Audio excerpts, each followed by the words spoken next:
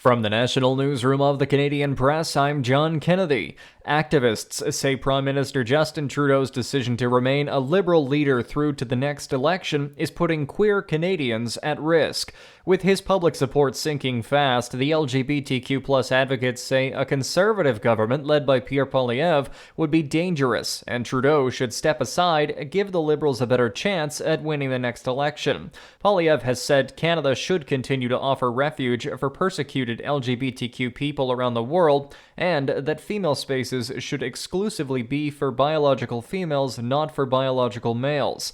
Canada's next election must happen by October 20th, 2025. Saskatchewan wants Ottawa to quickly end its trade dispute with China before canola farmers get caught in the crossfire. Saskatchewan Premier Scott Moe tweeted a letter his Trade and Agriculture Minister sent their federal counterparts. It notes when Canadian canola seed exports to China were targeted from 2018 to 2019, they fell by $2 billion. More than half of that was from Saskatchewan. China announced an anti-dumping investigation into Canadian canola imports in response to Canada planning to impose new tariffs on Chinese-made electric vehicles, steel, and aluminum. In a statement, the Federal Trade Minister, Mary Ng, says the government is committed to ensuring fair market access for Canada's canola farmers. Jason White, The Canadian Press. The Bank of Canada is set to announce its interest rate decision this morning as forecasters expected to deliver another quarter-point rate cut. Encouraged by slowing inflation, the central bank has lowered its policy rate at its last two meetings. Its key interest rate currently stands at 4.5%, and Governor Tiff Macklem has signaled the bank will continue to cut interest rates so long as inflation continues to ease.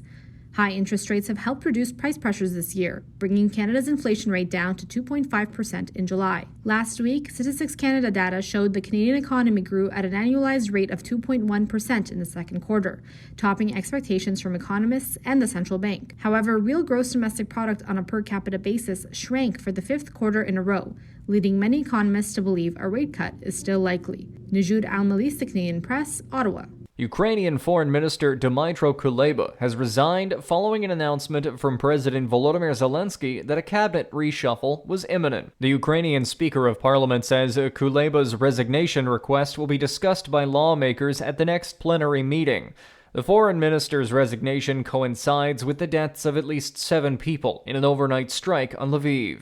The Venice Film Festival is preparing to welcome Lady Gaga and Joaquin Phoenix for the world premiere of Joker, Folie à Deux. The new Todd Phillips film is one of the most highly anticipated of the festival, playing 5 years after 2019's Joker won the Golden Lion Award. This is the Canadian Press. In sports, Kyle Schwarber hit 3 home runs, including a decisive 3-run shot in the 9th inning as the visiting Philadelphia Phillies clipped the Toronto Blue Jays 10-9 on Tuesday.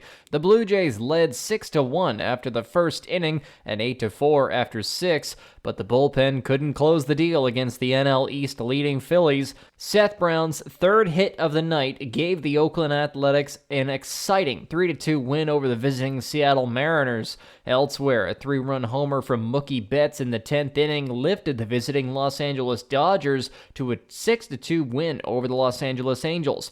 Ajay Wilson scored 30 points and added 14 rebounds as the Las Vegas Aces defeated the Chicago Sky 90-71 in WNBA action. It was the 3rd straight win for the Aces, while the Sky dropped their 7th in a row in Arizona. From the Canadian Press, I'm John Kennedy. Thanks for listening. Don't forget to follow and subscribe. For more of today's top stories, visit thecanadianpressnews.ca.